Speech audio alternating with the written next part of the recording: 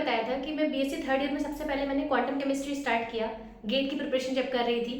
तो उस टाइम मेरे पास था कैम अकेडमी का कोर्स 5000 वाला रिकॉर्डेड, बता चुकी हूँ राइट। तो हुआ ये था कि उनके थे अराउंड 60 लेक्चर्स और मैंने ये सोच के स्टार्ट किया था कि कुछ नया सीखेंगे, बिकॉज उससे पहले क्वांटम केमिस्ट्री मैंने कभी पढ़ी नहीं थी, कभी सुना नहीं है ना।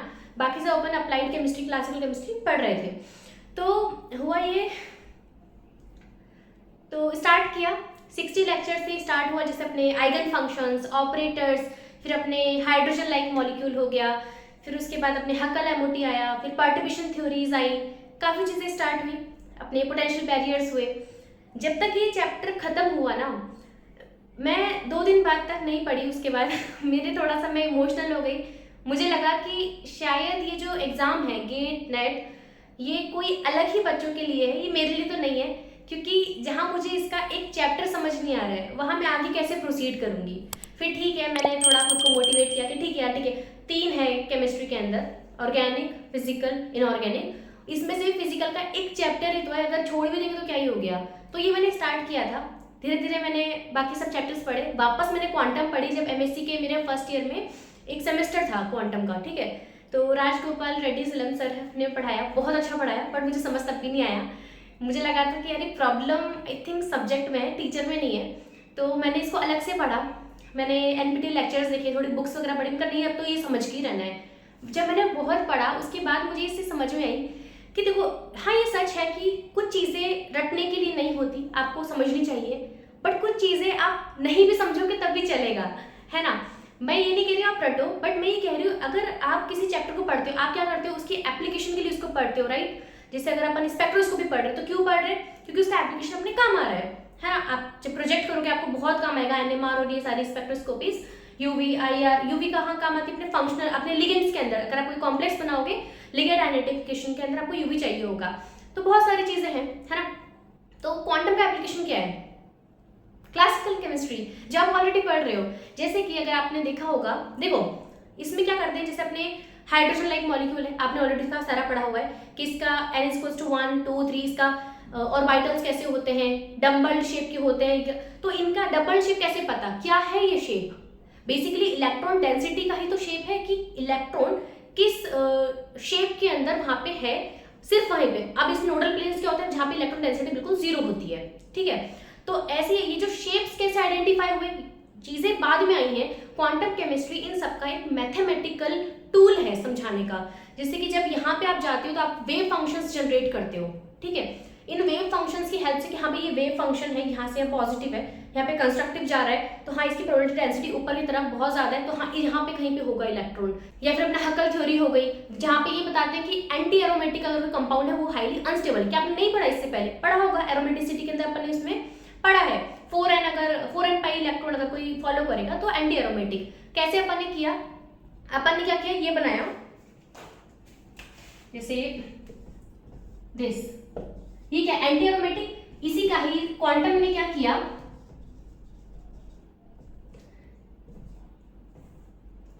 Alpha plus 2 beta energy, alpha minus beta, alpha minus beta, 4 electron है, फिल करो।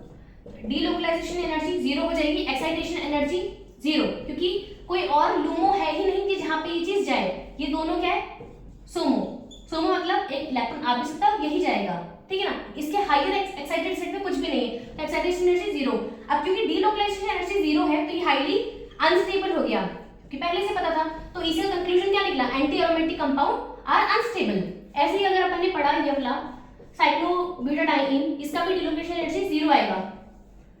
कैसे, इसमें आप क्या करते हो, कुछ नहीं, ऐसी ट्रिक होती है, ऐसे लिखो you, alpha alpha alpha plus 2 beta, alpha beta.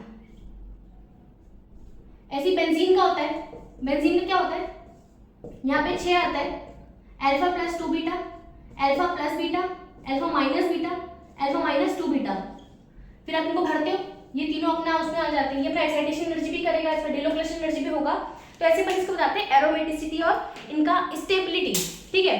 अगर आप ये नहीं भी पढ़ते, अल्फा प्लस बीटा और ये सब नहीं भी पढ़ते, एनर्जी कैसे इनका होमोलूमो होता है, आपको तब भी इसका कंक्लूजन पता था। इसीलिए आपको चीजें समझ में नहीं आ रही है, क्योंकि आप ऑलरेडी इन चीज को यूज कर रहे हो।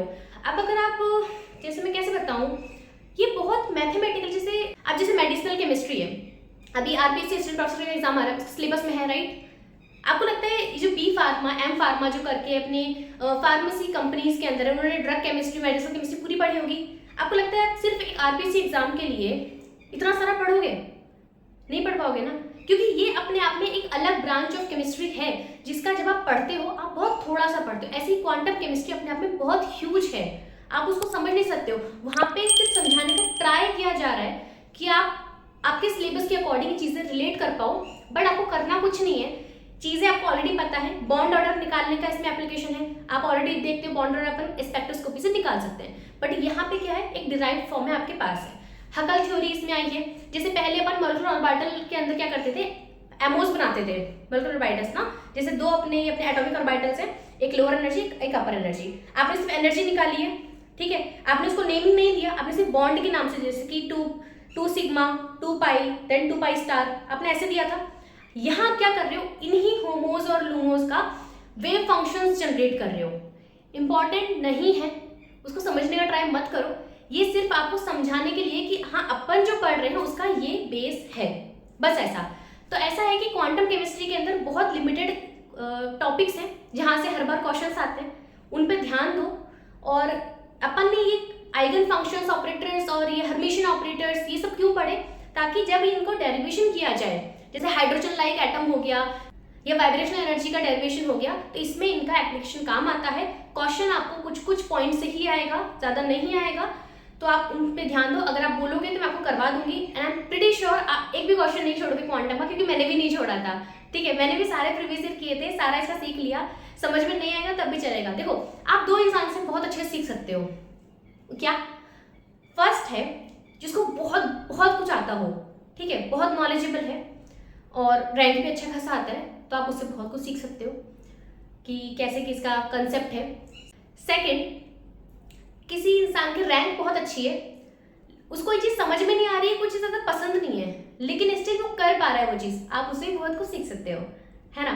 तो यहाँ पे आपको वही अप्लाई करना है, इट्स मी ओनली। क्वांटम और स्टैटिस्टिकल की बात करें, ये क्या है, ये बेस है थर्मोडायनेमिक्स का। स्टैटिस्टिकल अपने जो पार्टीशन फंक्शन है वो क्या होता है, जो पार्टिकल्स है ना, जैसे अपन ने बोल्ट्जमैन डिस्ट्रीब्यूशन लॉ के अंदर पढ़ा था कि ग्राउंड स्टेट और एक्साइटेड स्टेट में कैसे डिस्ट्रीब्यूटेड रहते हैं, ठीक है। अब यही चीज अगर मैं बात करूं, पार्टीशन फंक्शन कहता है कि जो पार्टिकल्स हैं वो ट्रांसलेशनल, वाइब्रेशनल, इलेक्ट्रॉनिक, ये जो जितनी भी अलग अलग टाइप की जो एनर्जीज हैं यहाँ पे किस तरीके से डिस्ट्रीब्यूटेड है। टेम्परेचर हाई करोगे तो कैसे होगा, जैसे कि अगर अपन ट्रांसलेशन की बात करें, बहुत कम एनर्जी का होता है, सबको पता है, अपन ऑलमोस्ट बॉर्न ओपेनहायर प्रिंसिपल के अकॉर्डिंग तो उसको नेग्लेक्ट करके चलते हैं, है ना। तो अब क्योंकि एनर्जी डिफरेंस बहुत कम है, तो अगर आप हाई टेम्परेचर करोगे तो ऑब्वियसली सारे पार्टिकल इक्वली डिस्ट्रीब्यूटेड हो जाएंगे कहीं पर भी। यही चीज वो पार्टीशन फंक्शन बता रहा है, डेरिवेशन की फॉर्म में उन्होंने एक पार्टीशन फंक्शन का सब फॉर्मूला निकाला और उसने हाई टेम्परेचर करके वैल्यू पुट किया, उसने बोला कि हाँ सारे में इक्वली डिस्ट्रीब्यूटेड होगा। तो अपन जब सारे एनर्जीज का temperature high and low temperature पे देख लेते हैं कि पार्टिकल कैसे डिस्ट्रीब्यूटेड है, उसके बाद इसका एप्लीकेशन क्या है स्टैटिस्टिकल का, कि अपन को जो थर्मोडायनेमिक्स वेरिएबल्स है जैसे Gibbs free energy, entropy, pressure, internal energy, इनको निकालना है। क्या पहले नहीं निकाल रहे थे? निकाल रहे थे। केमिकल थर्मोडायनेमिक्स में वही कर रहे हो, लेकिन इसी चीज को बस मैथमेटिकल फॉर्म में जैसे करना होता है, बस वही है स्टैटिस्टिकल। तो ज्यादा आपको डीप डाउन नहीं जाना। जैसे कि अगर मैं बताऊं, एक लॉ होता है, मुझे लॉ का नाम याद नहीं है, उसमें ऐसा कुछ होता है कि एंट्रोपी जो है वो मास के डायरेक्टली प्रोपोर्शनल है। उसी को स्टैटिस्टिकल के अंदर एक डिराइव्ड फॉर्म में बताया हुआ है, जिस पर बहुत बार क्वेश्चन आता है। मैं आपको यहाँ पे लिख के बता दूंगी, मुझे बिल्कुल याद नहीं आ रहा उसका नाम क्या है, बट ये आपको पता नहीं था। एंट्रोपी क्या है? रैंडमनेस। जैसे जैसे आप मास बढ़ाओगे रैंडमनेस बढ़ेगी ना, तो चीज आपको ऑलरेडी पता है, कंसेप्ट आपको पता है, बस उसी का ही डिराइव्ड फॉर्म आपको इन दो चैप्टर से मिलेगा। तो घबराने की कोई बात नहीं है, कुछ लिमिटेड टॉपिक्स हैं, उन्हीं से हर बार क्वेश्चन आ रहा है, क्यों डर रहे हो यार, ऐसे कोई प्रॉब्लम नहीं आएगा। और हाँ, अगर आप इस चीज पे चाहते हो कि नहीं मुझे समझना है, हर चीज आप नहीं समझ सकते हो, क्योंकि आपको बहुत जिस्ट फॉर्म में यहाँ पे मिलता है, आप हर चीज के पीछे नहीं जा सकते। मैंने आपको एग्जांपल दिया था मेडिसिनल केमिस्ट्री, थोड़ा सा ही पढ़ोगे ना यार कि हाँ ठीक है, ड्रग्स कैसे कैसे बनते हैं, क्या इनका प्रोसीजर, कंसेप्ट क्या होता है, या फिर बेसिकली ड्रग है क्या, कौन कौन से पॉपुलर ड्रग्स हैं, क्या पूरा पढ़ के आओगे? नहीं पढ़ोगे ना। तो अपने आप को थोड़ा सा बाउंडेड रखो, सिलेबस एंड एग्जाम ओरिएंटेड। जब बड़े हो जाओगे, जब आप पढ़ाने लगोगे, तब आपको एक फील्ड मिलेगा, तभी आपको सब, अब आपके टीचर्स हैं बदलते रहते हैं, कोई एक है जो ऑर्गेनिक ही पढ़ाता है, कोई एक है सिर्फ जैसे आप एमएससी में जाओगे, कोई टीचर है वो सिर्फ सॉलिड स्टेट पढ़ा रहा है, तो सिर्फ वो सॉलिड, अब उसको तो कुछ भी नहीं आया कि भी ऑर्गेनिक में मैंने क्या पढ़ा था। तो जैसे जैसे अपन बड़े होते हैं अपना डोमेन नैरो होता है। हाँ, आपको नॉलेज बहुत कुछ आनी चाहिए कि आप हर चीज़ पे कमेंट कर सको एटलीस्ट, बट नैरो होता जाता है। तो अपने आप का अपना इंटरेस्ट डेवलप करो। जैसे कंप्यूटेशनल केमिस्ट्री हमारे प्रोजेक्ट के टाइम पे मेरे फ्रेंड्स ने लिया था, उसका बेस है क्वांटम, बट स्टिल आप क्वांटम करके कंप्यूटेशनल नहीं सीख सकते हो। कंप्यूटेशन में अलग एक बहुत ब्रांच है। केमिस्ट्री सिर्फ एक सब्जेक्ट नहीं है, इसके अंदर बहुत सारे सब्जेक्ट्स हैं। जैसे जब अपन बड़े होते हैं उनको पता चलता है। टाइम दो अपने आप को। अभी आप लर्निंग स्टेट में हो, इतना मत सोचो कि मुझे ये नहीं आ रहा है वो नहीं आ रहा है, सब आ जाएगा। बस go with the flow. Okay, आपको एग्जाम अच्छा देना है बस। Thank you so much for watching. कोई भी डाउट हो आप प्लीज कमेंट या फिर मुझे यहाँ पे आप फॉलो कर सकते हो, आप मुझे डायरेक्ट मैसेज कर सकते हो।